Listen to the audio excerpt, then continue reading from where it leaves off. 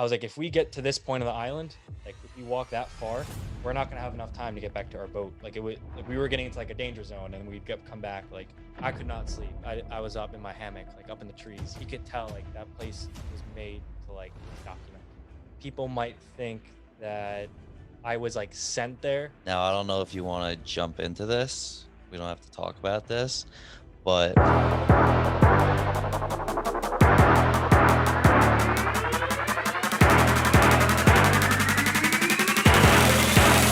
roll. All right, Daily Dose of Wood Patience. We got our first live in-person podcast. I am pumped. We got a fellow YouTuber from Long Island, Andy Baracco, and how I actually, came into contact with him. I was scrolling through Daily Mail one day, and I come across an article where it says, "Man claims to have infiltrated Jeffrey Epstein's private island. YouTuber from Long Island, New York," and my eyes lit up. And I was like, there's no way. I need to find out who this kid is, and I need to get him on my podcast. So how long have you been doing YouTube? YouTube. So this channel I've had now, it's been about like a year. I've been going at it. Just one of my first like Kickstart videos was the Epstein video. Just help boost the page along a little bit. So you classify yourself as an urban climber. For folks listening who don't really know what that term means, if you want to just give them a little detail, a little background. Yeah, sure. So like urban climbing is like a little bit the opposite of like the natural like rock climbing and like bouldering. So it's like I climb things like antennas and smokestacks, buildings, spires. So anything that's man-made structures usually. That's what I'm into, getting a view of like cityscapes and stuff like that. Now, you do not have a fear for heights. We are completely opposite because I am not a man of heights. Yeah. And some of the pictures you've posted are like, they give me the chills seeing the stuff that you're doing. When did you, take on this passion for climbing things like this and doing breathtaking, daring climbs? I guess it would be like in high school. I had like a lot of adventurous friends. We like riding around dirt bikes and climbing trees and stuff. And I don't know if it was, I don't know if anything really makes me special, but like when we were doing stuff, I guess I didn't really have limits. I would just like kept pushing and pushing. Uh, and then when I got to the photography, I could actually capture it. It was actually, I didn't know like that the stuff I was taking was like unbelievable and like captivating to some people. They really enjoyed the content. So, I kind of pushed my YouTube and Instagram in that direction over time. Right. And you've been at this since like 2015 is one of your first climbs, or earlier than that? So like just climbing little things, like I don't know, some smaller buildings. The island, we know here on Long Island, we don't have anything too tall. Everything's like sand. But I guess YouTube I've been doing for a year. Instagram for maybe like 6 or 7. One of my first pictures, I think, is me like hanging off like this little brick thing in Sayville out in Long Island. Pilgrim State too. I saw a video, Yeah, one hand hanging off the side of the yeah. building. That's Kings Now, Park actually. That one. Kings Park. Yeah, yeah, they're very similar. Now you don't have any worries when you're doing nothing's going through your head. You're just so confident in your abilities to hold on, I guess, your Yeah. strength and your climbing experience. It's a bit of a weird answer for that because like I feel like people would think like I'm super in the zone and like there's adrenaline going through, and it's like I don't know if this is a scary answer, but it's actually the opposite. I don't feel anything when I do that. It's like everything kind of goes silent, and I'm just kind of, at least for that picture, that was like that. It was one of the craziest things I've ever done. Like that's not an everyday thing. I did prepare like a minute or two before that. I just like needed to be quiet and like kind of relax, and I like dropped down, lowered, and like that was like 4 fingers stretched above my head. But when I came back up, it was just like refreshing. I don't know what it was about it, but that was one of the Like craziest you things I've got a ever done. high feeling of like Yeah, hit after like pleasure of like you've done something that yeah, something that you've probably no wanted to one's do. yeah wanted to do, something probably no one's ever done. Maybe I don't know, but yeah, that was an interesting. That day was pretty cool. Now, you've also been to some places on Long Island that I have never even heard of. I don't know if that's just me, or would you say that's pretty common for people to not know the places that you're going to check out? Yeah. I mean, if I probably was to look at like my Instagram pages 2 years ago, I probably wouldn't even own like half the spots because almost everything I post is really Long Island Central. I don't get off the island too much, but Yeah, no, I do think that's pretty common. I mean, I do like a lot of research and stuff, and I'm in the community a lot more, like the urban exploration and climbing community, both for the city and Long Island. So like I've gotten to know people, and they've taught me things, I've taught them things. So Right. get to learn more stuff as I go. And these places are like old military, for the most part, old military and vacant places that were used a while ago, nothing really recently. Yeah, nothing. I try to stay away from like active stuff or like Right. semi power on because like there's like cameras and motion sensors and like acoustic like glass alarms, crazy stuff in some buildings. But yeah, most of the safer stuff that I do usually abandoned like state operated or like federal like military stuff. That's what interested me most. Like Right. a lot of people in the community they like houses and like mansions, but that's what interests me, like the industrial stuff The more. Great Gatsby, the hangar, is that, am I thinking of the spot where the airplane hangar, the Oh old yeah, the airplane, Vanderbilt was Museum. that the at the Great Gatsby setting Yeah, spot right where the up. movie took place? Actually, there's a few houses over like Great Neck. That's more of like a center port area. Okay. But yeah, no, that's like where that was like one of the richest guys on the island at a point, the Vanderbilts. So that was over at his estate, his like private plane hangar. And is that a place where other people have been to before, or would you say you're one of the small few that has discovered and, went and saw the actual hangar itself? Yeah, I think people have been there before me, but I'm pretty sure I'm the first person to document it and actually get it out there. I was a little bit careful about what I did because I didn't want to like people going in there and like taking stuff and graffitiing. So I Right, was a little bit slow about releasing it. right. And that location you probably just can't find online. Yeah, I mean, there's if you do really go hard in the research and you know people that like document like old airports and hangars and stuff, you can maybe find it. But even then, it's still a little bit tricky. What about the movie set I saw on Long Island? Is that Yeah, out there, or is that another one of that's those? not out there, but I feel comfortable talking about Do it. you? Yeah, yeah, that's gonna be a new HBO show. It's called The Gilded Age. It's gonna be apparently it's gonna be like the next Game of Thrones. It's gonna be like a big deal. And this is on Long Yeah, Island it's on Long that's Island. taking place? Yeah, they mowed down like a section of the woods and they put up like the huge green screens and like this whole like cityscape, this whole street going down the middle of the woods. It's supposed to look like an 1800s like city. Wow. Yeah. Now, the part that I'm most interested in, obviously, is the Jeffrey Epstein. Like, the whole story just blows my mind how Yeah. a man that powerful did what he did. And after I watched the Netflix show, I was just like online every day, just trying to get as much information. You had this strategically planned out for how long? I would say the idea came like 2 months prior. And then the serious planning of like this is actually happening, buying in tickets was probably about like about 6 5 6 weeks going out prior to that. And to this date, from what we know, you are the only person to ever step foot after this whole thing has kind of taken place, besides the, law enforcement. So besides law enforcement, there were two guys actually a whole year before me. They did it. They've Right. ramped up security there since me, unfortunately. Yeah, that they write here claims, and you had put up a TikTok that had gotten taken down. Yeah, my whole account got ripped down actually. Wow. Yeah, And I that's know there scary. was people saying like this is fake, blah blah blah. I don't know how you could disclaim with the pictures that you had posted. The evidence is right there. You can't Yeah, really make that up. yeah, Like when you when you had those disclaimers, obviously you didn't have to say much back besides post the pictures that you yeah. had.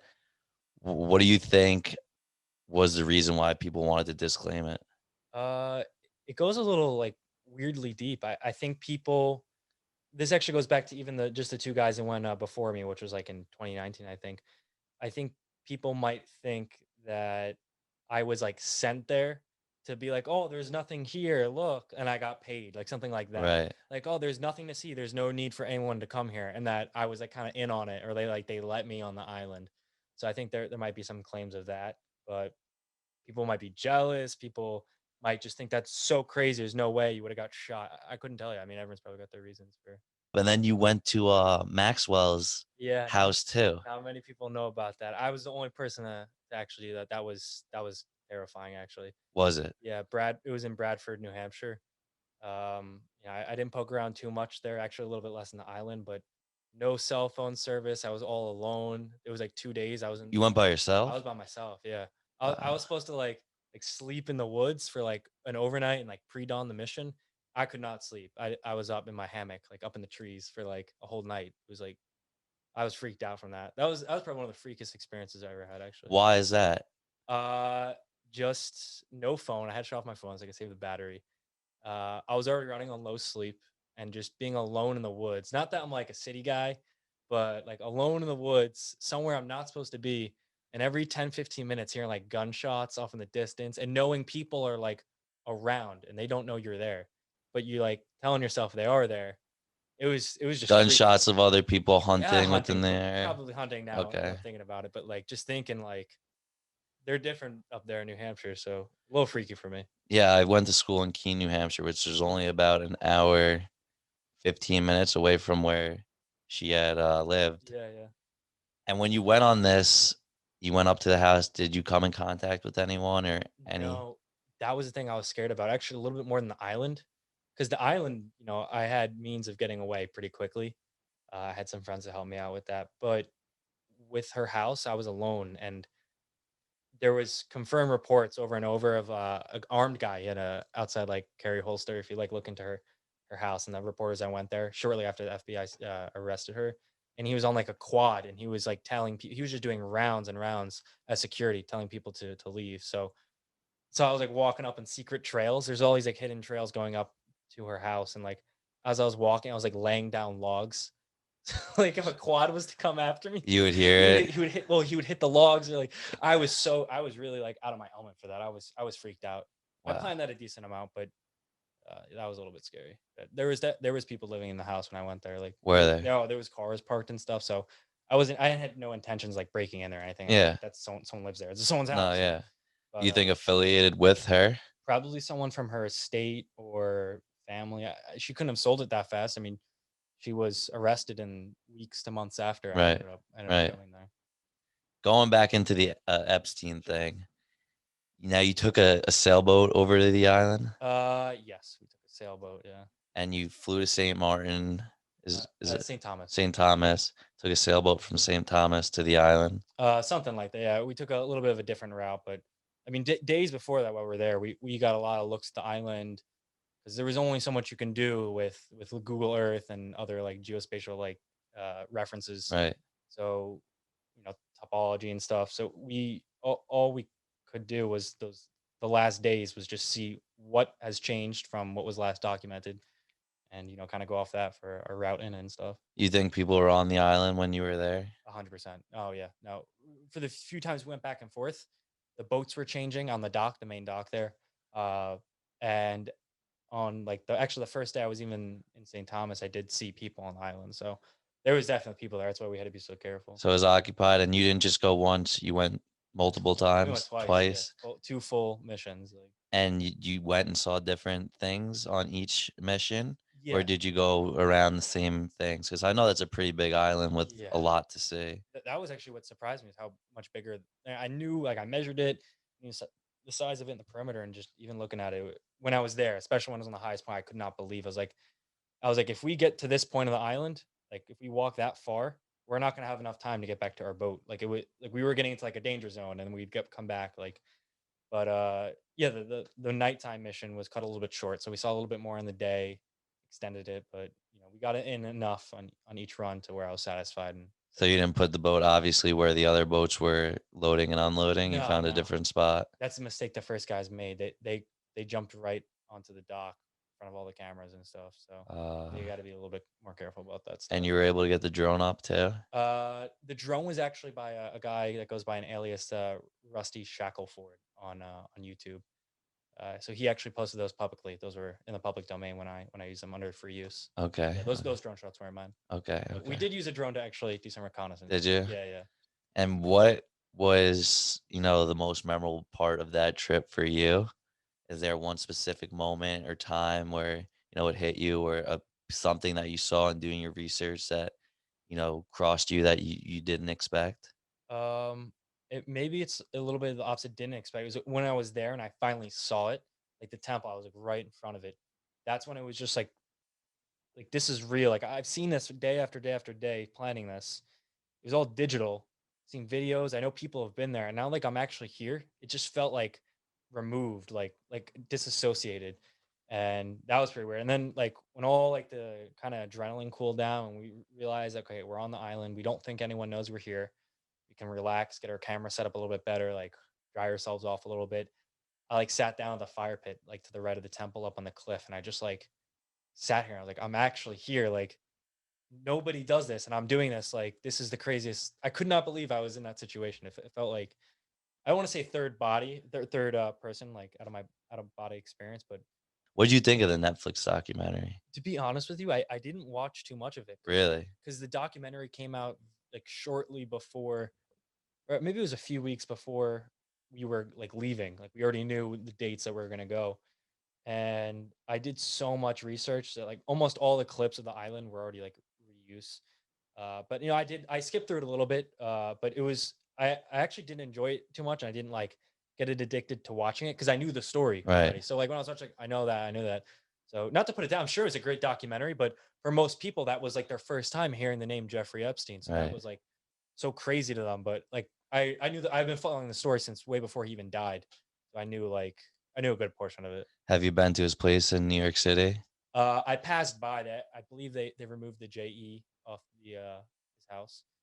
That was the biggest single residence in Manhattan. Really? Isn't that crazy? It was gifted to him, it was like a $50 million residence. That's Someone insane. just gave it to him. And I've heard about the trapdoors and hidden places in there, and then they talk about the underground tunnels at the temple. Yeah, yeah. What's your take on that? I mean, I would love for someone to get into them, but we stayed out when we were there. We didn't want to get in too much trouble.